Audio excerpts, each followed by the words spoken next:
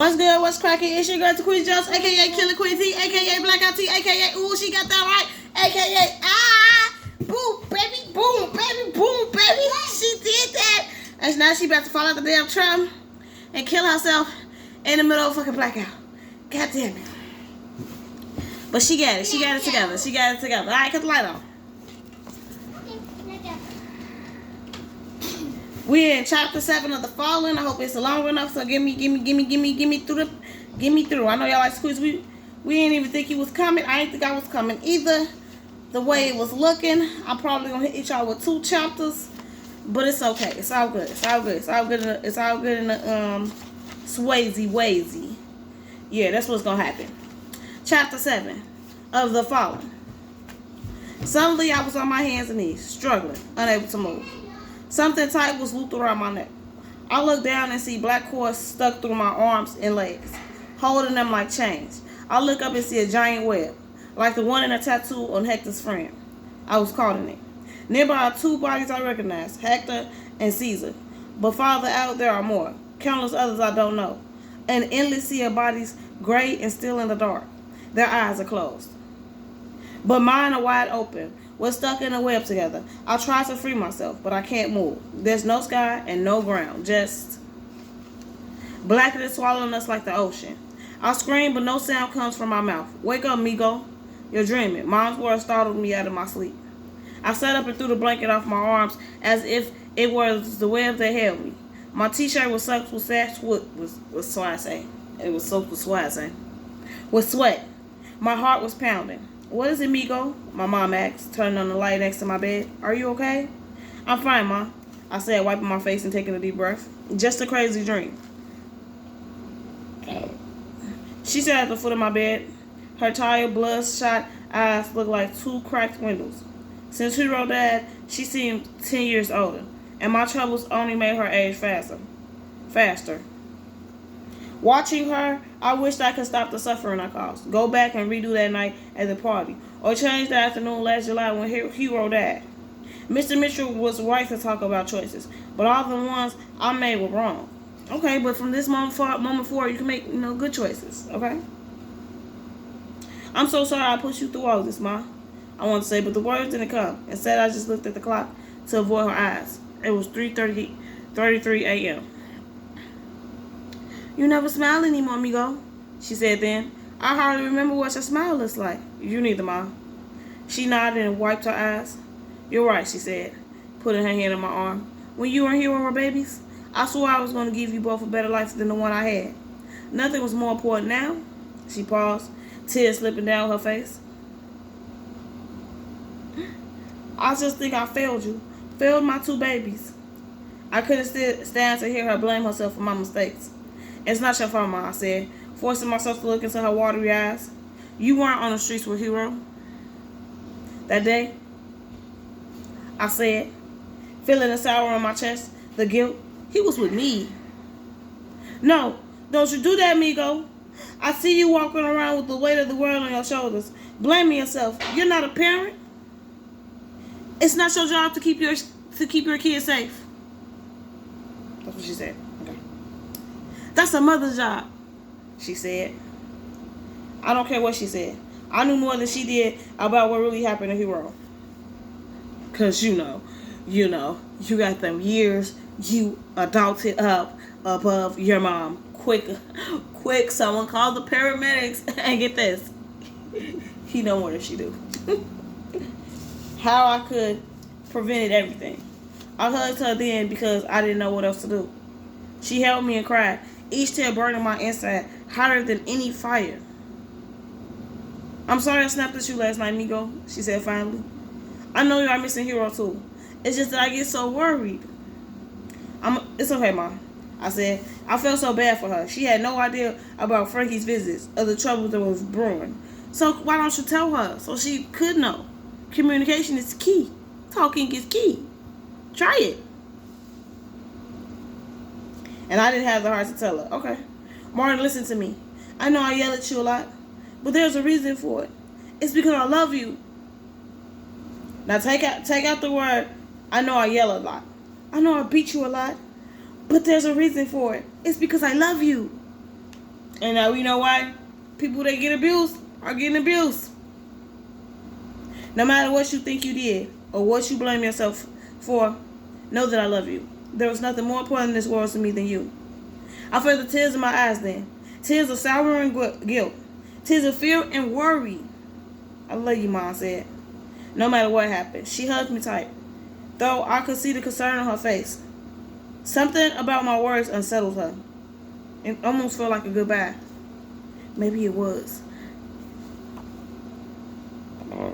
I know y'all want me to be like, oh my God, Martin is about to get killed, but the writer is pushing it too hard. So Martin is not about to get killed. He's going to live. Something's going to happen. Ooh. Because they're just shoving it down our throat. Oh, I could die. Frankie could kill me. Frankie could kill me. Frankie could kill me. Shove, shove. And you're like, no, I don't want it. Frankie could, make some... Everything else we thought Frankie was going to do somehow didn't happen, so why would Frankie kill us? I had to peek down at the page, y'all. My bad. 3 hours later, I was walking to Buford. I hadn't slept after talk with my mother, and I couldn't stand laying in my bed, staring at the ceiling, my mind racing with images I wished I never seen. Caesar crumpled on the ground, Hero bleeding in my arms, Frankie smirked. Oh yeah, because now we know why, Hero died. Of course we think about that like 24/7 now. Before, it was just Hero in our arms, bloody and dead, and Frankie smirked. now we know what caused it. So Caesar's crumpled body, Hero's bloody body, Frankie smirk. Oh, cool. I was so out of it when my alarm went off that I left home without a shower. Without looking at the clothes I wore, without even grabbing my books. I just had to get out. On the street, I followed a group of kids making their way to school. I could hear them talking about their classes, worrying about their grades, their homework assignments. I know it ain't right, but I felt like, this might be how regular people feel. I know it ain't right, but I feel like slapping them because they were happy. Okay. Because I didn't look in the mirror each morning and hate what they saw. Because how do you know this? You was not in their house. You did not know what the conversation they had with themselves that morning. They could have hated themselves and was like, you know what? But we're still gonna have a positive day. They could have just got through crying. Could have just got through being beat. You don't know. Damn. You gotta be the only one with a sob ass story. Damn. Ugh.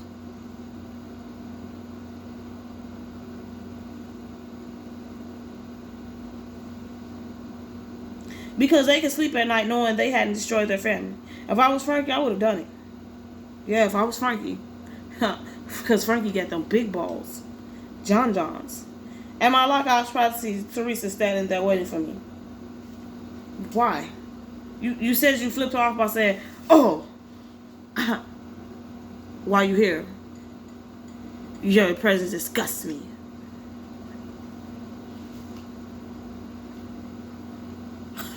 Yes, that was it. He thought that was him breaking up with her. Her lips were tight and she looked like she was being forced to do something she hated. Aren't you at the wrong locker? I said to her. Oh yeah, because instead of just breaking up with her, we're going to give her the cold shoulder with a little heat because we're still talking to her. Teresa sucked her teeth and rolled her eyes. I don't know what Vicky sees in you, but I'm here because she my girl, Teresa said. She done nothing but stick up for you since you got here, and you went and hurt her yesterday. That ain't right. I crunched inside at her words. Girl, she didn't do nothing to your friend. He just said, I don't want you in my presence right now. She was like, oh my God, no.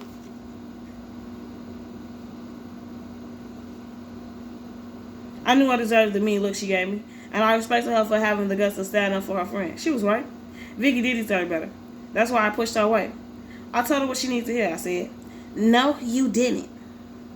You were a coward who didn't even tell her anything. You need to step up and end it with her. So she starts worrying that there's something wrong with you. Just tell us over and show her what a jerk you are so she can move on. Right. I just said that. Thanks, writer. We're on the same team in this joint.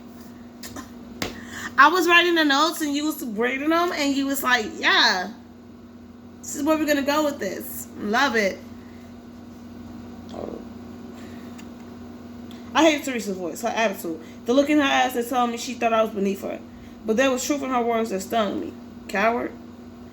Yeah, that's what we need to do. That's wow, writer. Serious? That's what we're concentrating on? We're not going to concentrate on the fact that she was like, break up with her. You don't want to be with her, just break up with her. Because he like, I am. In my own way. Maybe I was afraid of being honest with Vicky. Afraid of what she'd really think if she knew what I was about. But even if it was true, it was none of Teresa's business. Girl, get out of my face. You don't know nothing about me. I said reaching into my locker and grabbing my copy of Hamlet. Because we want you to know we read. I know you're the worst thing that happened to her. That's all I need to know, Teresa cut back. I slammed my locker shut and headed down the hallway. I was supposed to go to biology, but I couldn't stand the idea of sitting in the class and talking about planet cells. What's the point of that? Instead, I snuck into a far corner of the library behind the magazine racks and the computer tables. Another student bundled in a thick black jacket was asleep at a work table. I ignored him. Grabbed the chair. When was he bothering you? You act like he was asleep. He don't even know you there.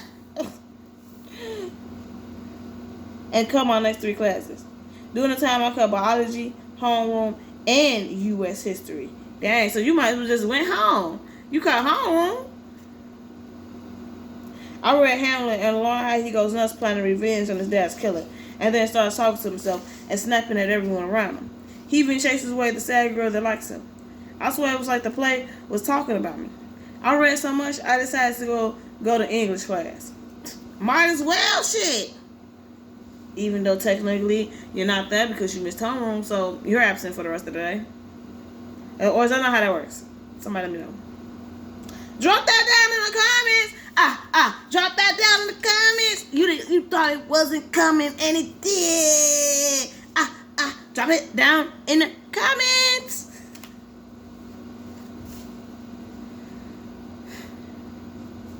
As soon as Mr. Mitchell walked in, he announced a pop quiz.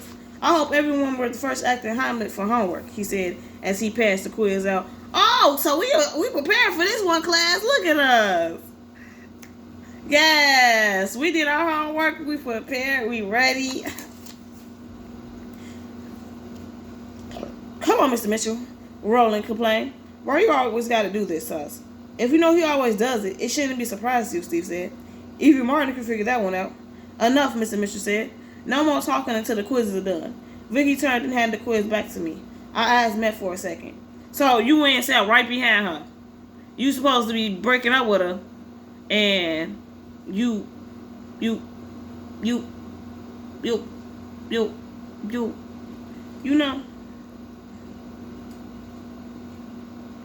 I wanted to explain, but I couldn't say anything. Not with Mr. Mitchell watching us. The Hamlet quiz was easy. For the first time I could remember, I had no problem identifying who everyone was and what happened in the first act. In fact, I was the second person to finish the quiz. You okay, Marty? Mr. Mitchell asked when I handed my paper in. You sure you don't want to take a look over it again? Nah, bro. I just got through reading it. I skipped classes for this. A few kids snickered like they couldn't believe someone like me could get the right answers. I looked back to see who was laughing, but no one met my gaze. During the rest of class, I stared at the back of Vicky's head and tried to listen to Mr. Mitchell talk about how guilt destroys Hamlet. But all I kept thinking about what was coming, what I still had to face. Before class ended, I scribbled a note just in case, because we really don't want her to break up with us. We just don't want her to talk to us right now. You know what I'm saying? But she's still our girlfriend. Dear Vicky, your rights to be angry at me. Rights to think I'm a jerk. I'm dealing with a lot right now, and I'm not sure how it's going to turn out. I didn't want to drag you into all my problems, so I thought the best thing I could do was to push you away. I never meant to hurt you. Our walk in the park was the best day I had since I came here. Your smile kept me going, Martin. And once again, he still ain't broke up with her or stayed in a relationship with her. He's just dragging her along. P.S. Teresa may be a jerk, but she's got your back. If you see Eric, tell him I'm sorry. I folded the note and dropped it on Vicky's desk without a word. And it was the last thing I wrote in Mr. Mitchell's class. Just a few hours later, my time in Buford ended. Yeah, because, you know, you don't know. You should know, but you don't know.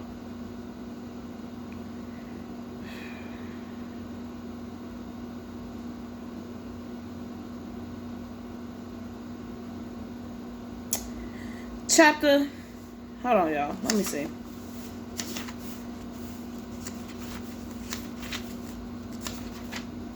Okay.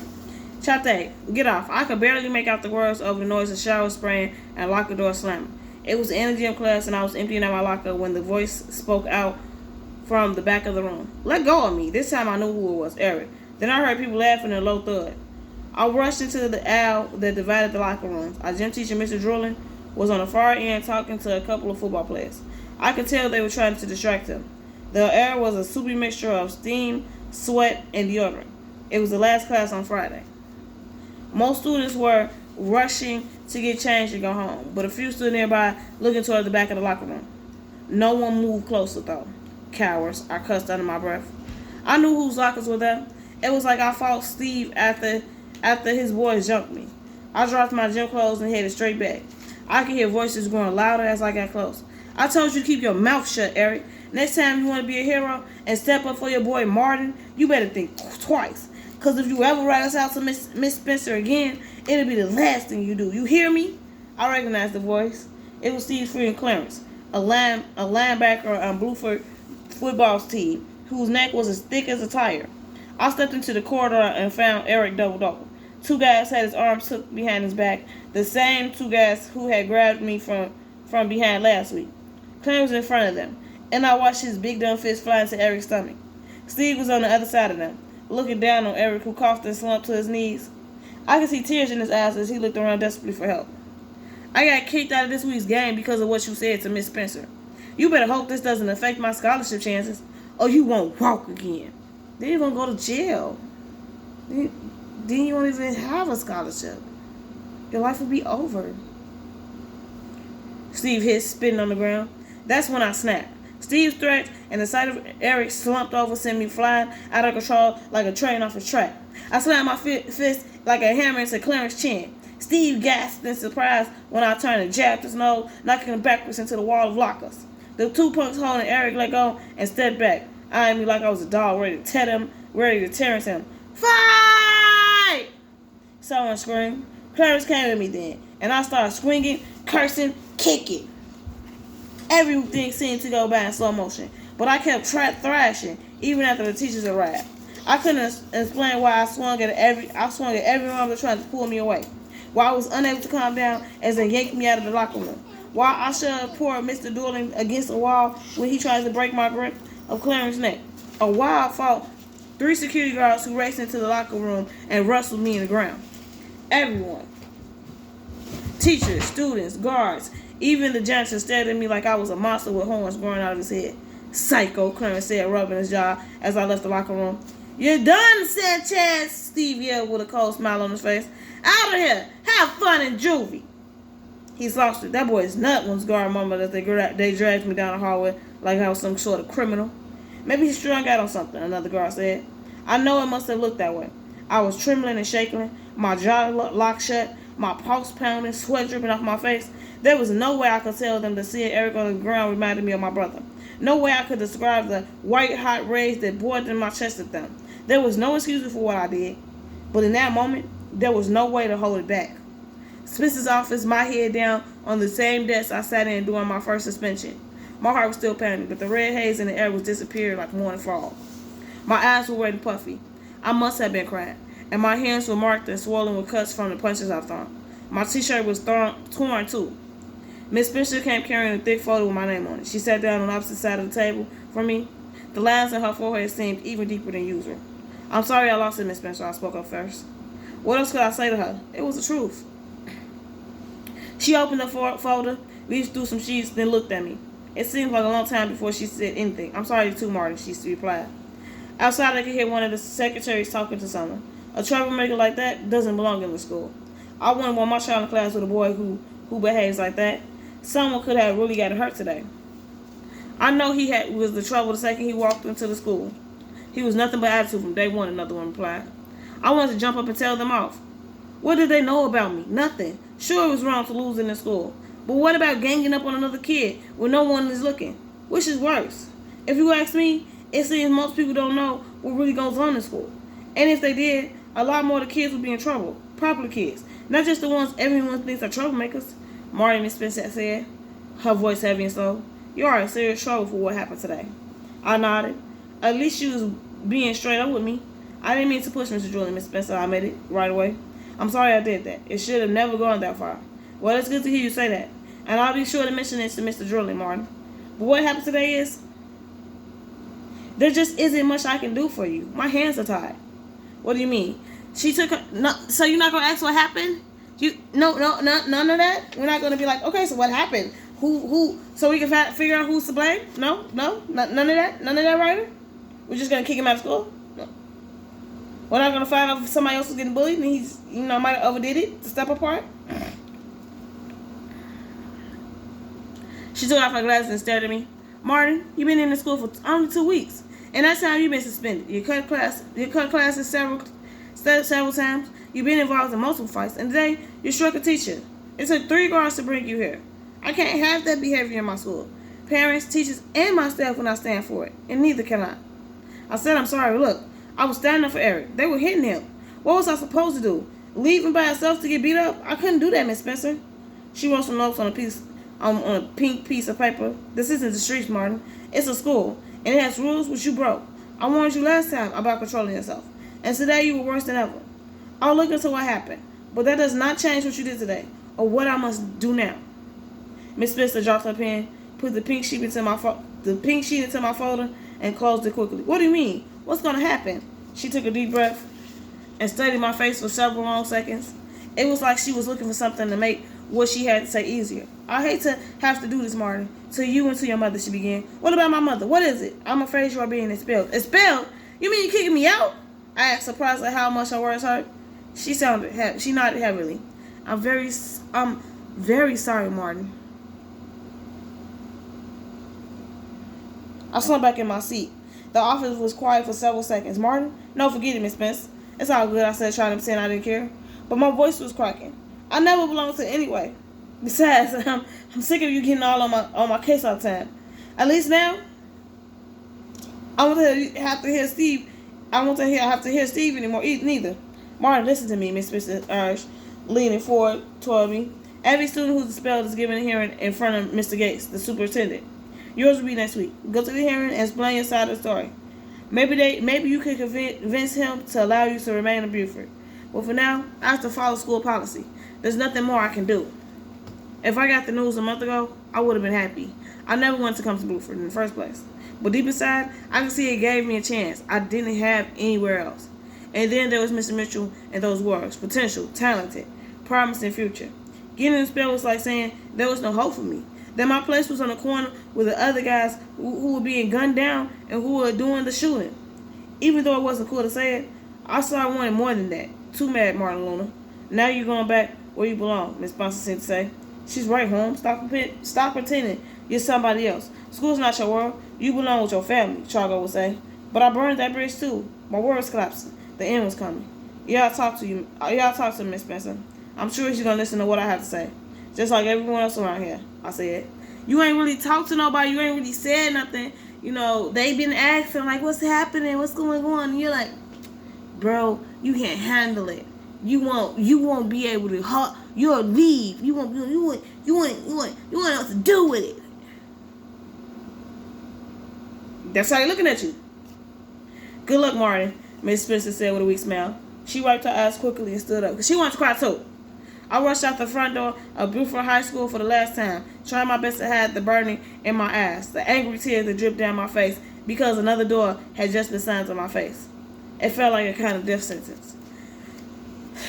He did try to speak up the last time, but it's like, you hit a teacher. You need to calm down. When the security guards came in there, you should have came down, because 9 times out of 10, the security guards came in there before he even hit the teacher. And then the teacher just happened to get in the way because she thought that motherfucker thought he was going to do something. No. So, I'm gonna go to the library tomorrow. But anyway, what you need to do is get a like, get a comment, get a like, get a comment, get a like, get a dislike, give a bad comment, give a good comment, give me something, give me anything. The algorithm will love you. It will thank you. It will touch. It will massage your back and touch your toes. Elijah, what are you doing on your tablet? Because you know that's your school tablet.